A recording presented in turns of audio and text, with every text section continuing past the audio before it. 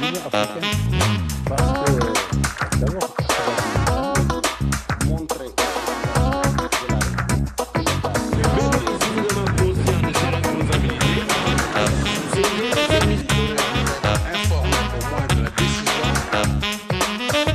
li ci réew mi sur la chaîne leader Sen TV émission la bu dañ ciy càmbar jafe-jafe yu ñu jàpp ne askan wi moom la ñu nekkee wala boog itam tolluwaay réew mi que dundunu askan wi ni ngeen ko xamee ci gox yu fasantikoo ci réewum Sénégal Sen TV mi ngi fay lawali bànqaasam gannaaw diwaanu Kaolack ak yenn ci ay kilifa dina yu daje nañu ak ñoom tey ñu ngi fii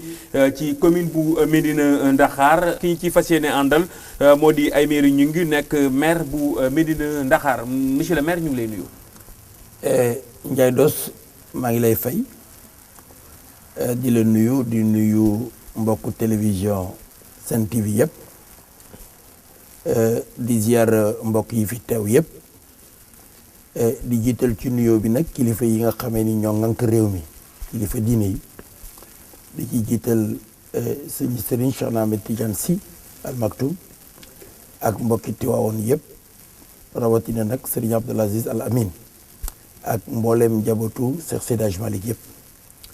di nuyu itam suñu bàyyi ba nekk Touba sëñ Cheikh Sidi Mokhtar ak njabootu maam borom Touba yëpp di nuyu maam waa kër maam Cheikh bu Kunta di nuyu parce que maa ngi Kajoor nekk Kel waa kër Cheikh Sat bu Diop di nuyu itam maam kër suñu kër yi nga xam ne këru diina ñu maam Cheikh Ablaye Thiaw Laye ak waa kër Cheikh Ahmed Tidiane Niass ak suñu maam bi nekk Ceneba maam Cheikh Ahmed Tidiane Seck di nuyu itam waa jàngu bi ndax monseigneur Benjamin Ndiaye di nuyu daal ñi nga xamee ni ñëpp kilifa lañu ci réew mboolem kilifa dina ñu nekk ci réewum Sénégal yaa ngi leen di nuyu Aymérou Gningue yaa ngi gane àdduna ca Ndakaaru usine Benn Tali loolu na xam naa dina jaaxal ñu bari yaa ngi cosaanoo Médina Ndaxaar sa baay ancien combattant la woon li ñu duppee emploi réserve moom moo ko yóbbu woon Ndakaaru école mixte ngelaw fa nga jàngee lycée Blaise Diagne gannaaw bi école du pétrole et de gaz ba nekk ci Roumanie gannaaw bi CESAC ñuy fàtte ni ci atum 1984 nekkoon nga njiitu centre de formation bu ICS bu Mbao gannaaw bi ci nga dem nekk njiitu délégation à la réforme bu secteur parapublic loolu mooy lan. xam nga réew mi. boo seetloo bi nga xamee ni ñëw nañu ci année 80 yi dafa am jafe-jafe yu mag yu fi nekkoon moo tombe ak bi Senghor di jóge ci réew mi di ko jox Abdou Diouf ñu defoon fi benn plan bu mag bu ñu doon wax plan de redressement économique et financier plan boobu ñu ngi ko def en 1978 foofu la réew Afrique yi commencé am ay jafe-jafe yoo xamee ni budget yi nga xamee ni moom lañ daan am daawuñu ko mën a matal ñuy def ay plan yoo xam ni banque mondiale ak fonds monétaire international ñoo ci daan dugg. xanaa loolu moo indi woon départ volontaire. loolu moo indi départ volontaire mu ñëw plus tard en 1988 parce que bi nga xamee ni ñëw nañu 1988 da ngay gis ni dañu jógee ci plan économique de redressement économique et financier dugg ci plan d'ajustement structurel plan d'ajustement structurel yooyu nag dafa waxoon ni. dafa am ay entreprises yoo xam ni li ñuy jël ci alal di ko ci def tolloowul ak ñoom li ñuy jariñ réew mi ñu ne kon nag nañ ko xool càmbar ko seet nuñ koy doxale ba alal ji nga xamee moom la ci réew mi daan def ñu wàññi ko ba pare ñu yokk koom-koomu entreprise yooyu ba mu mën a jariñ askan bi foofu la ñu defee nag ay plan yoo xamee ni dañ daan def ay contrat plan wala ñuy def ay privatisation d'entreprise bari na ci ay entreprises yu bari yu nekkoon ci état bi ñu mujj ko jox ay privé ñu koy doxal. voilà gannaaw bi Petrosen nekkoon nga fa nekkoon nga ci kuréel gi nga xamante ni stratégie et développement la. directeur commercial marketing bu Soboa ICET dellu si nga fa ci atam nekk directeur des approvisionnements diggante 2005 ak 2012 la woon loolu 2012 nga nekk PCA SAR gannaaw bi ci nga. dugg ci wàllu politique en 2005 ñu bari jàpp ni Macky Sall bokk na ci ñu la dugal ci wàllu politique ndax li nga nekkoon ak moom Petrosen. waaw président Macky xam nga moom dafa teel a dugg ci politique waaye nag yàlla dafa def ñu nekkandoo woon ci Petrosen mu nekk nit koo xamee ni ku xàmmee la ci biir xàmmee boobu yàlla def bi mu duggee ci gouvernement président Ablaye Wade ba nekk ci ministre de l'énergie et des mines et de l'hydraulique jógee ci yàlla di ko yóbbu ba mu nekk premier ministre mu amoon ay jafe-jafe yu mag ci parti bi nga xamee ni ci la nekkoon jafe-jafe yooyu bokkoon na ci mooy bi nga xamee ni dem nañu ba mu am ay xeex ci biir PDS yàlla def ñu dénk ko mu nekk njiitu gouvernement bi en même temps nekk ki nga xamee moom la ñu jëloon jox ko parti bi PDS mu koy yore jamono boobu nag Kajoor dafa amoon jafe-jafe wax dëgg yàlla ndax jamono la boo xam ne Idrissa Seck mi ngi fi nekkoon amoon jafe-jafe ak président Ablaye Wade moom mu yor parti bi mu ko yoree Kajoor itam dañoo baaxoo sot yu bëri dem ànd ak Idrissa Seck ci jamono boobu man ci laa dugg si politique en 2005. waaye fa tabaarakallaahu bi ma ci duggee léegi maa ngi ci ànd ak moom te yàlla dogal na itam li ñu ciy xeex li ci bëri yàlla defal nañ ci ndam. kon bi nga jiitee commune bi njëkk communauté rurale léegi commune kon bii mooy sa ñaareelu mandat. bii mooy sama ñaareelu mandat. ndax bi ma dugg see dama ñëw 2009 yàlla def ma xëccoo communauté rurale bi yàlla jox ma ndam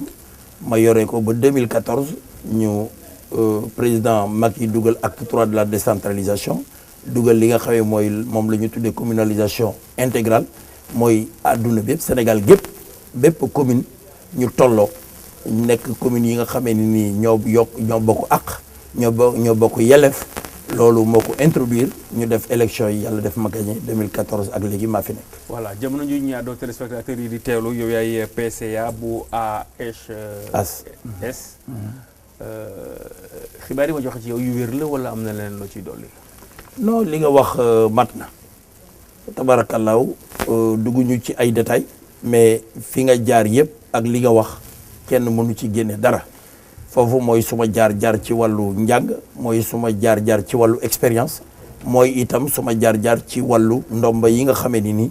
suma mbokk yi ñoo ko jël teg ko sama loxo ma téyal leen ko ñu ànd nag di liggéey pour jéem a yokk suñu koom-koomu gox. voilà Sénégal ci ay jamono am na coow lu ñu foon coow bay mu di wàllu gaz ak pétrole yow sa xam-xam màcc na jëm ci wàllu wi ndax yaakaaroon nga ni coow loolu jar na ko njëkk ñaareelu laaj bi ba tey ñu koy boole. ndax yaakaar ngeen itam li ñu ciy séenu war na mën a gaawaay boo nga xamante ni jaroon na coow. waaw coow jar na ko jaru ko ndax ñaare suñu gisee lu musta am ñu bëri dañ ciy yëkkati seen baat di ci àddu Sénégal nag dafa am loo xam ni góom la fi mooy da ngay fekk ñaare ñu xamul dara ci mbir yëkkati seen kàddu rëy làmmiñ di ci wax joo xamee ni day dem ba jéggi dayo recherche pétrolière ci Sénégal yàgg na mën naa wax ni ba ñu amee indépendance ba léegi bassin sédimentaire bi ñoo ngi koy xool dafa fekk ni nag ku nekk ak li yàlla tombele ci yow yàlla dafa tombele ak président Macky Sall ñu def ay recherche gis fi loo xamee ni kawe na suñu njort ci yaakaar muy pétrole boo xamee dafa nekk ci géej gi muy gaz boo xamee dafa nekk ci géej gi nekk gaz boo xam ne dafa nekk ci suuf si te loolu dafa war a dëgëral suñu yaakaar parce que dañu jàpp ni suñu demee ba ci biir def li ñuy tuddee càmbar bi nga xamee ni moom la ñu tuddee jàmbaru développement mën na dem ba wone leneen loo xamee ni ñun fii ñu toog sax mënuñu ko foog. mbiru pétrole nag gaawul il faut que sénégalais yi dal parce que gis naa pétrole taxul nga ne bu ëllëgee dinaa ko mën a génne président bii fi nekk mën na def ba dugg ci ñaareelu mandaam su ko yàlla may ñaareelu mandaam te loolu moom lañ fi moom mooy suñu liggéey tey ba muy jeex sax muy soog a commencé gis les premiers résultats ci wàllu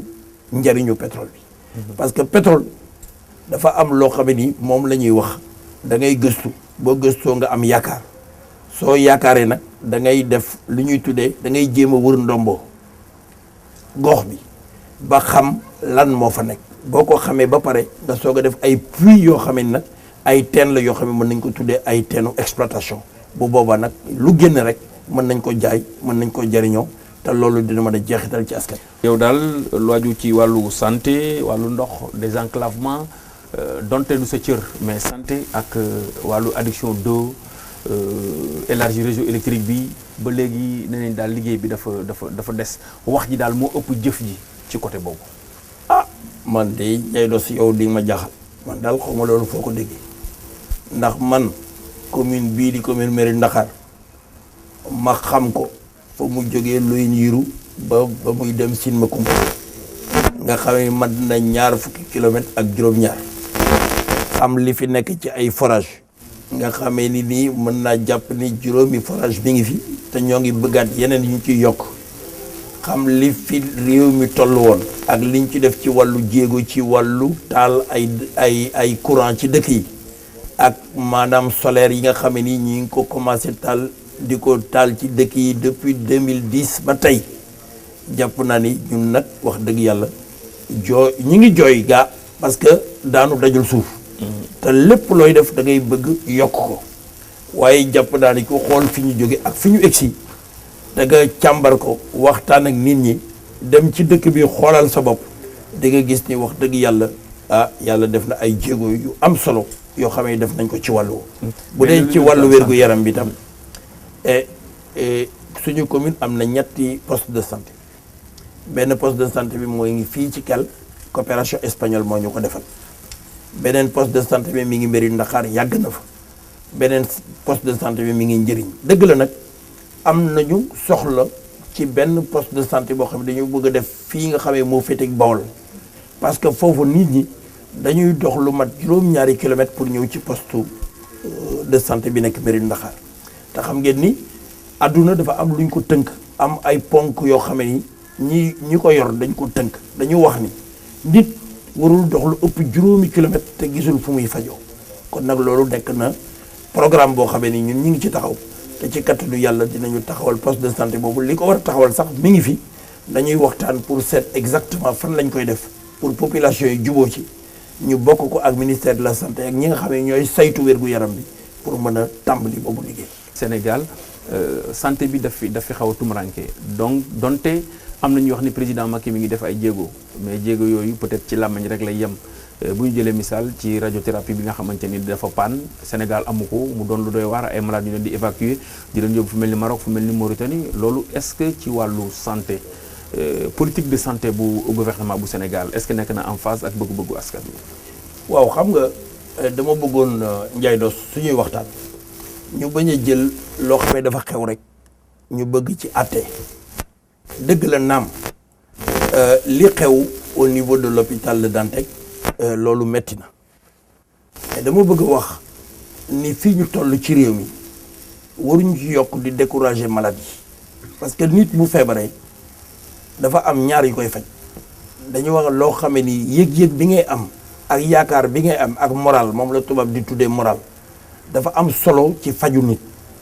ak appareil yi ñu lay faje nag ak garab yi ak yàlla li muy def pour nga mën a wér loolu tam beneen côté la lii am na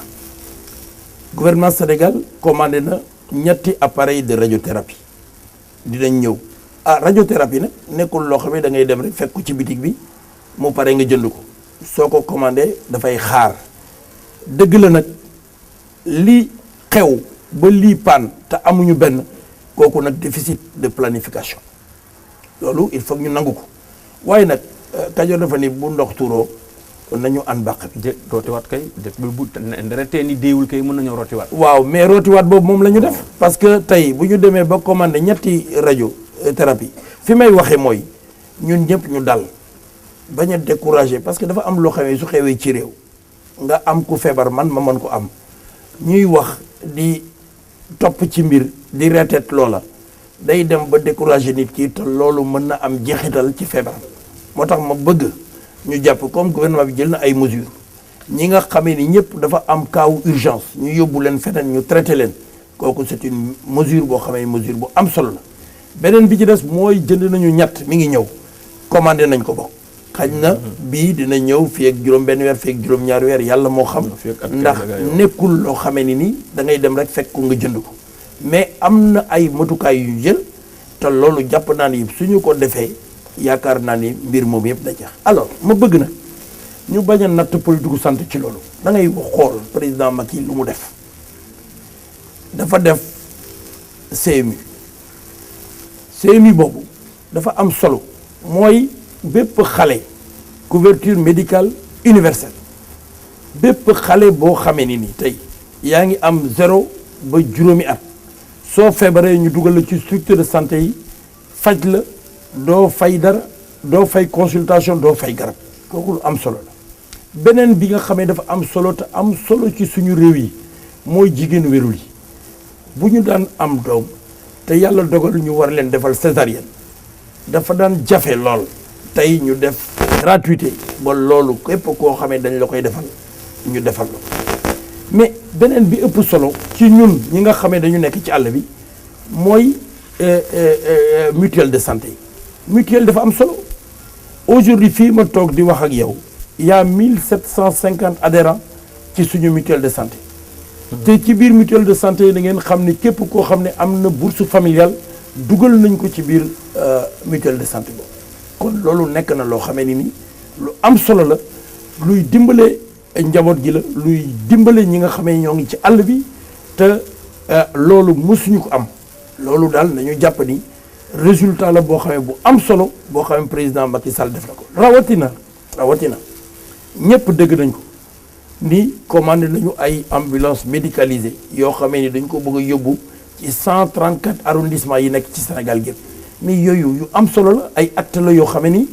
et loolu bu ñu ko fàtte ndax benn rajo bu paan rajo bi paan d'accord naa jafe-jafe la mais ñu ngi ciy wut ay saafara te man jàpp naa ni sax Sénégal bari na loolu loo xamee dafay sooxe xam nga lu ko indi mooy yoon yi ñu bëgg a jaar pour def yenn marché yi man wóor na ma ni def nañu ay budget prévoir rajo boobu mais dafa am loo xamee ni nii dañ ko bëgg a indi ci suñu wàllu gestion moom la ñuy wax transparence ak yooyu bu ko defee ñu nekk fa di kawtee mbir ba musiba ñëw bu musiba ñëwee nag ñu ne nañu dem ci procédure d'urgence dañu war a seetlu bu baax li nga xamee ni nii bu fekkee dafa nekk soxla askan wi ñu seet ay yoon yoo xam ne mën nañ ko ci teg ba lijjanti ko te nit ñi duñu loru parce que topp ay procédure ay marché mais procédure yooyu bëgg mu leer moo tax déedéet mais non boo ko deful marché yaa ma neexi daf fi nekk déedéet yow ay meeru di nga xool Mbaye Samb mu neex la nga jox ko marché wala nga xool Mabba mu neex la nga jox ko marché donc loolu itam je pense que waaw ci bàkk bi président indi woon bi mi soog a jël nguur gi ci la bokk d'accord gouvernance non d'accord naa mais xam nga procédure yi c'est pas ça ne donne pas toujours moi j'ai été directeur des approvisionnements nekkoon naa directeur des approvisionnements appel d'offres c'est pas le meilleur moyen d'avoir le meilleur produit au meilleur prix parfois nga def appel d'offres moo am ay entente yu nekk ci biir yoo xamee ni doo am sax li la gënal c'est pas une garantie absolue boo xamee ni wóor na ni boo ko defee rek li gën nga am xam nga yëf yi lan la mooy bu fekkee ni dafa am lu ni kët lu jon wala mu am loo xamee dafa am jafe-jafe réew mi xam nañu lu ne xam nañu lu muy jar ak fan lay jare ak naka lañ koy defee ñu mën daal de temps en temps man d'accord naa ñuy suivre ay procédures di indi leeral ci ni ñuy saytoo alalu réew mi mais nag dafa am loo xamee ni du alal wérgu yaramu nit ñi la jafe-jafe nit ñi la bu loolu taxawee nañu taxaw seet naka lañ ko mën a lijjantee ñu lijjanti ko ci anam yu sell su ko defee nit ñi duñu loru kooku nag man damay interpeller ñëpp c'est société civile ñi nekk ci yooyu gouvernement ak yooyu ñu xool naka la ñuy mën a waxtaanee ba bu amee ay jafe-jafe yooyu ñu seet naka la ñuy fan la ñu mën a jaar ba régler ko le plus rapidement possible. xam naa ni su code bi am na ay procédures de marché. ay procédures d'urgence. mais loolu doyul nañu seet naka la ñuy régler problème bi. waaw nañu seet naka la ñuy régler problème yéen tam benn problème ngi ni yéen waa APR war ngeen ko régler. fi ngeen jël sunu xaalis def conseil des ministres décentralisé wër Sénégal gi yëpp Thiès ngeen ñëw fa. mais ba léegi les Thiessois quand je dis les Thiessois les habitants de la région de Thiès. ñu ngi xaar du benn puso boo xamante ne sax samp ngeen ko ci suuf loolu c'est un problème yéen tamit. ñun waaw. ñun région de Thiès kay dañu séddu ba doy la. ñun séddu ci ay milliards rek mais milliards yi ba léegi ngeen ci def defal nag région de Thiès moom kenn demul ñu des. c'est-à-dire que xanaa kay Sénégal dañu war a wax ni waa région de Thiès ñoom li ñu leen jox lu tax mu ëppee nii mu ëppee. parce que région de Thiès fii la ñu def aéroport bi ñoo ngi nii di ko doxal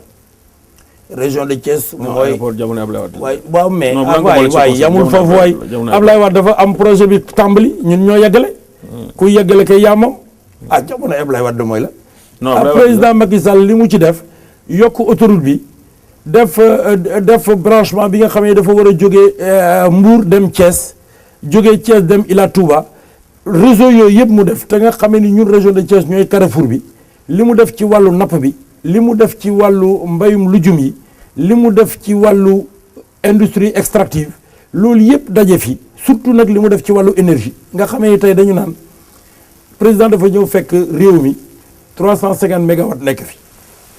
man dama ne mu ne 2017 li fi nekkoon dinaa ko multiplier par 3 nekk ci yoon bi li mu multiplier par 3 tiers bi yëpp fii la nekk 300 mégawatts yëpp suñu région la nekk rawatina sax suñu département loolu koy wax dëgg yàlla dañuy jàpp ne nag wax dëgg yàlla bu yoon jeexul waxusul du jeex waaye nag président nag mi ngi ci yoon wi. mi ngi ci yoon wi mais am na ci ab centrale solaire boo xamante ni dañ ko fi amal.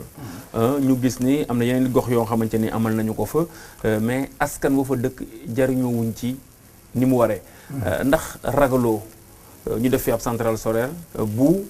la wokk ñëre moo nar a xuri fii ñu koy def nii. wala am na beneen méthode bu ngeen di dox. déedéet duñu dal loolu duñu dal parce que ñun suñu centrale solaire centrale la boo xam ne contrat la. li ñu fiy liggéey ci wàllu courant Senelec moo koy jënd waaye nag dafa am jeexital yu mu def ci suñu réew jeexital bi mooy bi ñu koy def dañu waxtaan bu baax ak ñi nga xamee ñoom lañ ko séqal ba nga xamee ni ci wàllu jàppale ci wàllu mbay dafa am loo xamee dañ ko signé ak ñoom ñu war ñu ci jàppale ci wàllu itam école yi dafa am lu ñu signé ak ñoom ñu war ñu ci jàppale mais li ci ëpp solo mooy centrale bu ñu ko defee sa réew mu am lu muy jël di ko jaay mooy da nga am patente boobu nag alal la joo xam ne dafay dugg si waat ci commune bi ñun ñu ne alal jooju nañ ko jël waxtaan ak ay nit yoo xam ne seen xam-xam dafa màcc ci wàllu énergie xam-xam seen ñu am alal yoo xam ne mën nañu koo jox defal ñu ay projet